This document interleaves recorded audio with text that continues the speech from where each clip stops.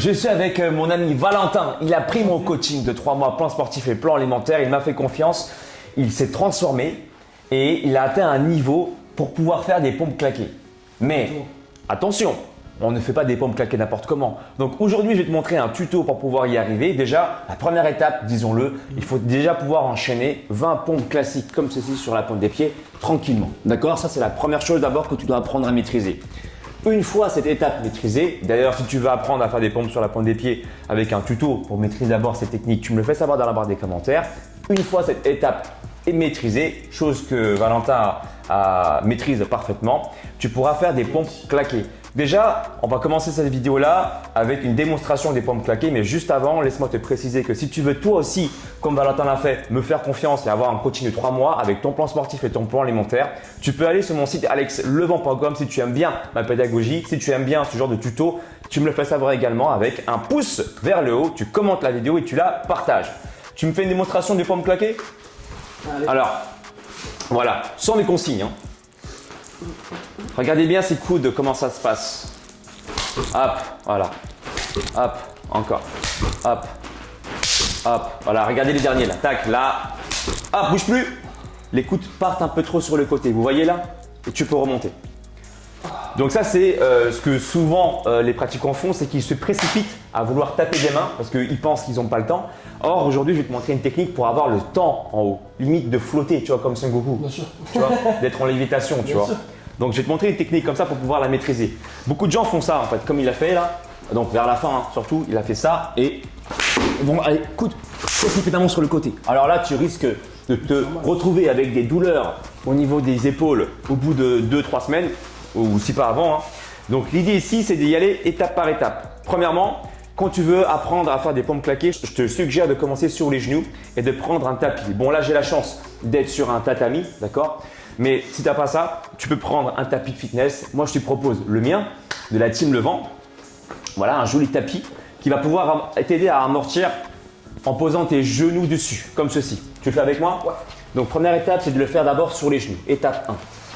Les mains vers l'intérieur, puisqu'on veut solliciter un peu les pectoraux. Je fais une démonstration, ensuite tu le fais après moi. Ça marche. Tu observes d'abord dans un premier temps et toi aussi derrière, je t'invite à observer. L'idée, c'est pas de chercher, à taper vite des mains, c'est de chercher d'abord à faire une propulsion au niveau des bras et de lever tes fesses. C'est ça le secret. Il faut imaginer que les fesses décollent du sol. Donc ça va faire ça, je te montre. Les fesses décollent du sol et je redescends. L'énergie n'est pas consacrée sur le haut du corps, mais plutôt sur le bas du corps, sur les fesses. D'accord? L'énergie sur les fesses, t'es prêt? Ouais. Tu descends doucement et là, paf! Ok? Et même encore plus simple. Tu vois, c'est mieux ou pas? Ça sent la différence? Complètement. Tu peux commencer en bas. Voilà, si vous évitez la phase de monter. Et là, directement, ton énergie n'est pas consacrée à taper des mains, même si tu vas le faire, mais plutôt au niveau des fesses. D'accord? Donc, tu imagines que tes fesses prennent une couleur, je sais pas, moi par exemple rouge. On y va? Ouais. T'as les fesses rouges là? 1, plutôt violette, mais 1, 2, 3, go. Voilà. Et automatiquement, ses coudes se placent. Ça dit descends, descends, descends. Regardez ses coudes. Tout à l'heure, il avait les coudes écartés. Automatiquement, il se place bien parce que du coup, il prend le temps de bien monter. Du coup, il ne se précipite pas à poser les coudes n'importe comment. D'accord? Les mains n'importe comment.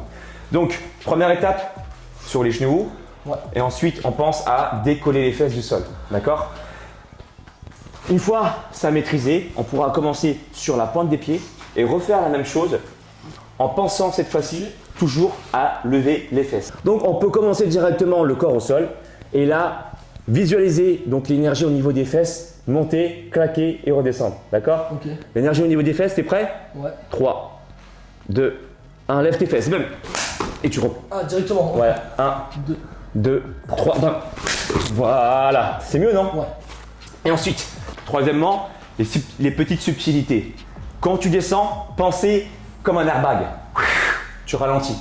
D'accord? Ah, on ne précipite pas comme ça, il n'y a pas un mouvement de blocage comme ça. Tu dois accompagner le mouvement. Regarde bien. Là, j'accompagne pas, par exemple, quand je fais le mouvement, j'accompagne pas. Je suis dur. C'est pas bon pour mes articulations. Je dois accompagner le mouvement. À la fin, voilà, j'accompagne. D'accord? Je descends en même temps. Cherche pas à bloquer au niveau du sol. C'est prêt? C'est pas juste un claquage, c'est clac, j'amortis. Clac, j'amortis. Ouais, bien sûr. Les fesses, clac, j'amortis. On y va? Okay, allez. On commence au sol, toujours. Toujours au sol. Voilà. Sur la pointe des pieds. Donc, les fesses, claque, j'amortis, d'accord? 1, 2, 3. Hop, claque, j'amortis. Encore une fois, 1, 2, 3. Claque, j'amortis. Dernière fois. 1, 2, 3. Les fesses, claque, j'amortis. Ok.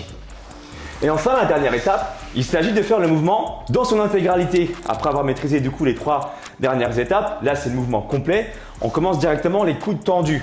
Les coudes légèrement fléchis pour pas créer d'hyper-extension. Je suis là, je descends et j'utilise la descente comme un élan. D'accord? Après je claque. Je descends et après je claque. Ok. 1, 2, 3. Je descends, je claque. Je continue. Hop, hop.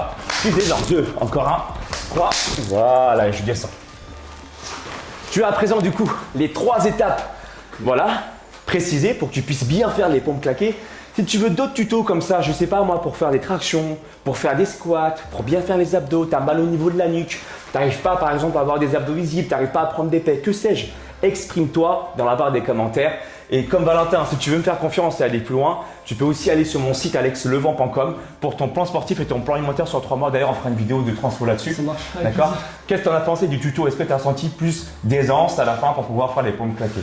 Ouais, complètement. Puis on se rend pas assez compte qu'on fait vite et rapidement des erreurs. Exact. Et du coup, bon là, en l'occurrence c'est Alex, mais même chez soi, ça permet de les corriger assez facilement et de gagner en progression plus rapidement du coup.